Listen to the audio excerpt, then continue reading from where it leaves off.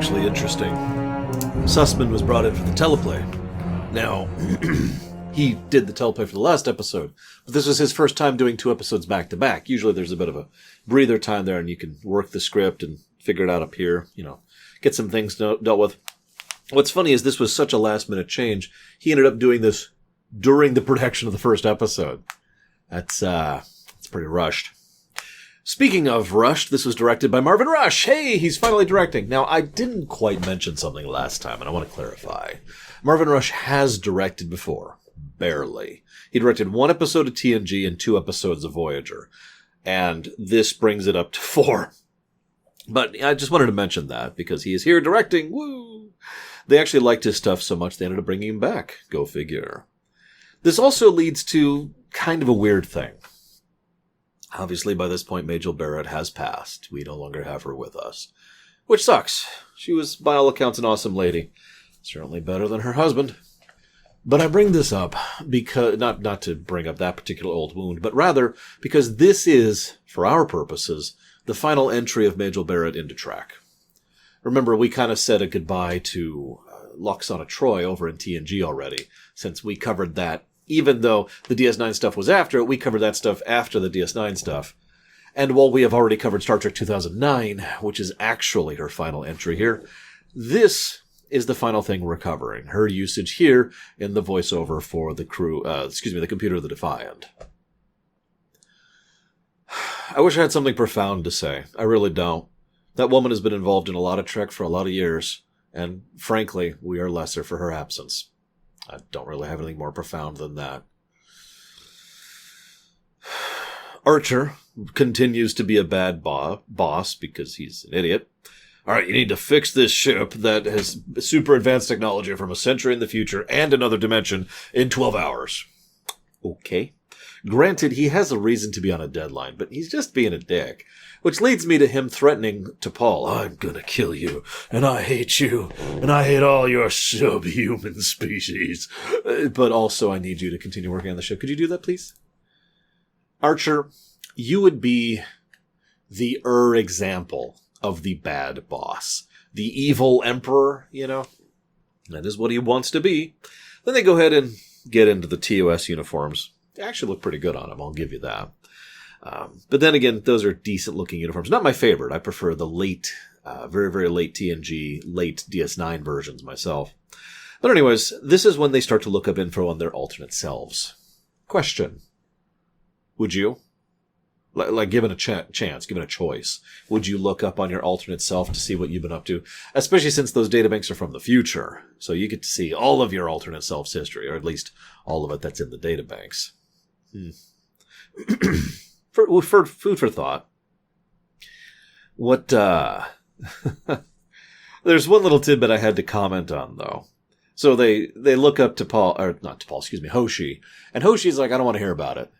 That's appropriate. But then Archer looks himself up, and it turns out his name is among the most recognized in the Federation, and he's considered the preeminent explorer of his time. That's probably why we never hear from him again, or about him ever again after this. This is one of those dangers of making a prequel. I wanted to talk about this briefly, because this would have been a perfect time to address this exact point. They're all so insistent on closing up plot holes. Close one up here. Have a line that says that his history is redacted. And that's it. I know. They weren't going to get a season 5, but that's what I would do. Archer's history is redacted. And just leave that as is. You could eventually develop that in season 5. You could do something with it to explain why his file is off the records and why nobody's heard of him, and thus nobody references him in any of the future stuff. We could then also, even if you don't do that, even if season 5 never happened, which is true, then we could just presume whatever we want to. Maybe it's his involvement with Section 31. Maybe it's what he did with the Temporal Cold War. Maybe there's something else going on that had to do with Daniels or something. But it would explain rather neatly why this general, the super venerated man is never mentioned alongside the names like Kirk or Picard. Anyways, This then leads to his mention about the subhuman species. Watch Archer's neck. He does, like, I have a pretty thick neck, actually. I'm kind of embarrassed by it because it looks terrible on me. But Bakula just has this thing. Like, I don't know if you can see here. I'm looking at my preview pane over there. It's just, you see the veins just really sticking out there as he's doing it. It's like, good Lord, Bakula. Holy crap. This leads to Kelby. Poor Kelby. He dies to Slar, who is the Gorn slave master. Question. Was he brought in by the Tholians, or does he just work with the Tholians? Either way, they'd been wanting to get the Gorn into Enterprise for a while. They failed because Gorn First Contact happened in TOS. It just keeps being a problem, doesn't it? But Mirror Universe, rules go out the window, so hey, there's a Gorn, and we have him being full CGI. We actually get to see him, too. If I might be so bold, I kind of like how the Gorn look over in STO. I actually have a Gorn as one of my main bridge officers in STO, and I think it looks awesome, personally. And of course, there's the main Klingon ambassador, who is a Gorn. But anyways, they do a decent job with it for the time. It hasn't aged super well, but I mean, given the limitations of time and budget and TV budget and cut budget, I think it's okay. I'm with it. You only really see him a couple times anyways. This leads to Archer starting to hallucinate pretty badly. This is something that's going to be a recurring trend. Allow me to once again pontificate on the values of front-loaded storytelling. There's 2 bits of front-loaded storytelling in this episode in particular. Technically 3, but we'll cover the third one in a minute. And we'll cover the second one last. But the first one is important here. Archer being cuckoo for Cocoa Puffs. He is way out there. And Bakula this whole time has been doing little ticks. Physical tics, like little twitches and just kind of the thing with the neck, and does this thing with his jaw periodically, and he's just kind of unhinged looking. Considering the hallucinations are starting to push him and the whole self-esteem thing and the whole, well, I mean, for God's sakes, Archer is hearing voices, his own voice telling him what to do, and he starts listening to it. Do I need to make my point here? Archer was completely set up to be the next, oh god, I can't think of his name, the crazy evil emperor back in Babylon 5. You know, he was right in line to be that kind of a character and that kind of a person. And there's a lot of build up to this, and the hallucinations is just when it's really gotten obvious. Nevertheless, he then defeats the Gorn because he has to prove that he's not that terrible. Been there, #relatable. Does it with the grav plating, which is something they've been trying to do since season 1 and never found a good position for it. I find that funny. Then we have the food cubes. Remember the food cubes back in TOS? I kept pointing them out and I kept making fun of them because they kept having these stupid food cubes. It's great. But they actually have the food cubes there. There was actually a cut line. There were several scenes and sections of scenes that were cut for time. One of them was all the food you could have and you selected that, which I found amusing. Anyways, so food cubes. This is also when we have a little bit of T'Pol trying to convince Phlox, hey, you know, you should join the rebellion. You should join the rebellion. Listen, I'll be your best friend. But no, we do know that Phlox is receptive. Why? Because it doesn't immediately shut her down and report her. Instead, he just listens, which says all it needs to. Then we see Admiral Black, played by the great Gregory Itzin. He's another one of those amusing little characters. We've seen him a bit. He's been in DS9 and in Voyager. And I think he played a random Vulcan in Enterprise prior to this. I'm not sure exactly. And then we see Saval. Hey, Saval's here. He's on board the Avenger, Admiral Black's ship. In fact, he's the main science officer and probably the first officer of the Avenger. So he's doing pretty well for himself. By the way, supposedly the Avenger is actually named for the Avenger over in Star Wars. I just thought I'd comment on that. Just random little thing. Anywho... So then a Constitution-class cruiser comes in and just pastes everything. Which, yeah, it should. What's funny here, though, Archer is so stupid he keeps wasting torpedoes when, honestly, phasers would probably be sufficient. Oh, don't mistake me, a show of force is relevant, but you can't replenish those. At least not yet. So you need to make sure you have those torpedoes, and probably as many of them as possible, if A, you need them just in case, for an actual dangerous situation, and B, so you have enough to experiment with to reverse engineer to make your own. Anyways, this is an important part here. There's this bit where T'Pol and Saval interact with each other. That's cool. Black mentions how he recommends, I'm going to recommend giving you your own command at the first opportunity. Black, that is a very stupid move on your part. This guy is currently in charge of his own dreadnought equivalent, which just absolutely swayed an entire battle and saved your life in the process. And you're trying to take command of it in probably the most amateurish way possible. Naturally, he gets disintegrated for his efforts because Archer listens to the voices in his head. Excuse me, voice, singular. Just his own. What's funny, though, is that the hallucination Archer is probably right about the whole situation. There's not a lot of ways this is going to work out well for Mirror Archer. He's too unstable and too unwieldy, and nobody trusts him, and let's be honest, they're probably going to try and eject him out the airlock at the first opportunity, so probably the right move, believe it or not. This is a good point. There's this big speech he gives. Actually, there was a cut line where he turns to the guard and says, shoot the first person who stops applauding.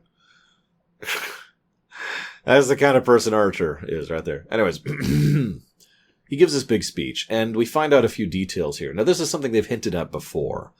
The rebellion is winning. The Terran Empire is on a decline right now, and that makes perfect sense. This, once again, lines out perfectly with everything I've been talking about. Because the Empire's corrupt, yep. The Empire's evil, yep. But Archer is not Emperor material. He's not the person to revitalize and fix things. We need someone out there who can be long-term thinking, someone who can outmaneuver situations, and someone who remains relatively under the radar while still maintaining control. Meanwhile, Hoshi tries to convince Archer to not have flocks genocided, even as he plans to have all the other subhuman races genocided because you can't trust them, screw them, kill them. This leads to the rebellion bribing flocks. This leads to Hoshi being the only one who's on to T'Pol. Funny, at one point T'Pol says, humanity will pay for their arrogance someday. And they will. See DS9. But Tucker saves the day. Archer destroys the Avenger. Idiot. And then celebrates and is immediately poisoned. What I love most about this is he's poisoned, and he barely has enough time to realize that Hoshi poisoned him before he dies. And she just had to know. She had to make sure he knew. It's almost like when she threatened to kill you and has hated you this entire time, maybe you shouldn't have kept her literally in your bed, you moron. Alright, let's talk about this, because this is the second bit of front-loaded storytelling this arc has had. And it actually ties into the third. They knew from the very beginning, and this is true, and you can see just by identity, but interviews have confirmed this. They knew from the very beginning Hoshi was always going to end up on top. No pun intended. She was going to be the winner of all of these particular affairs and become the new Empress of the Terran Empire. Cool. But knowing that in advance allowed them to push all those little character tidbits and little inferences so that you can see, especially on replay, how she's building herself up to that position, how she manipulates and maneuvers around everyone around her. She's been doing this since her first scene with Forrest, and she continues to do this all the way up until her scene with Archer, where she poisons him. Frankly, the way she deals with this is actually quite impressive, and is the kind of thing that this needs to be, because we have set in a dangerous precedence. Whoever has this dangerous bit of technology, the Defiant, gets to be on top. They are the Emperor/Empress. So, she has to maintain that, but the episodes have shown consistently that this Hoshi is more than capable of managing that balancing act and outmaneuvering everyone around her. So, forgive me for gushing yet again, but once again, the value and benefit of front-loaded storytelling. The other tidbit, which is also obvious in its own right, is the fact that this was to lead into more Mirror Universe stuff. Now, I already talked about this, but in summary, they wanted to do as much as they could of just the Mirror Universe stuff over in Season 5. There's varying accounts as to how much they were going to do. Some people say 2, some people say 4 episodes. Braga has mentioned once, probably semi-jokingly, that he wanted to do an entire season of the Mirror Universe. And nobody would want to watch a thing where the Mirror Universe was the entire point of a Star Trek season, right? Point being, this is a direction they wanted to move in. And I can kind of see why. They have laid quite a few bricks for future storylines, and there's a lot they can do with this. This also beautifully explains away everything. Now, I said I'd talk about this, so here we are. They wanted to... So, how is the Terran Empire so dominant when they're losing to this rebellion? When there's an alliance of other races which are just crushing them? When they're at a point in history when humanity is arguably at its weakest in the interstellar community? Now, they got a leg up.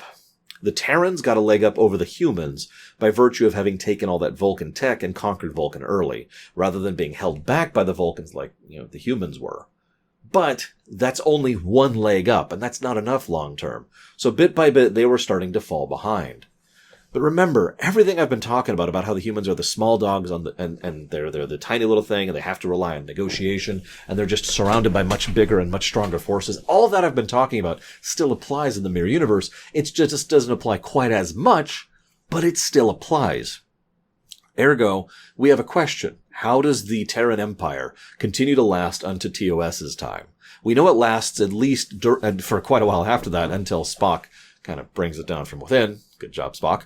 But how does it gain such power and imminence when it is on such shaky leggings? Enter the Defiant. Now, this obviously wasn't planned. It couldn't possibly be. But this is the advantage of good backloaded storytelling. Improv, looking at the pieces on the board and figuring out a way to reconfigure them to make sense. This is actually quite brilliant in its own right. With the inclusion of the Defiant, not only do we have the new precedent set, which I already talked about with Hoshi, but now we have this massive advantage, which means they're going to get another leg up. And I'm pretty sure Hoshi's going to start reverse engineering this, which is going to lead to them being able to figure out even more stuff and get another leg up. Now, I do know the Defiant is referenced in Discovery. Again, I still haven't seen Discovery, so I don't know the specifics.